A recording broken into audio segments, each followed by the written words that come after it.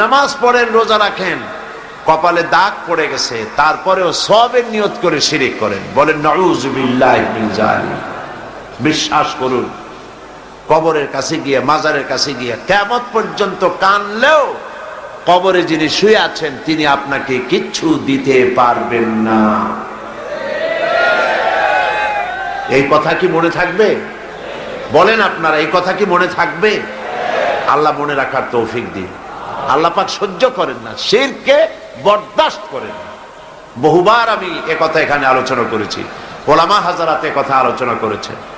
কোথায়? চট্টগ্রাম থেকে, খুলনা থেকে, যশোর থেকে বাস ভাড়া করে শাহজালাল রহমতুল্লাহ আলাইহির মাজার, শাহপরান রহমতুল্লাহ আলাইহির মাজারে এসে সিন্নি দেওয়া, টাকা দেওয়া, পয়সা দেওয়া, মান্নত করা, সেজদা দেওয়া হারাম, জায়েজ না।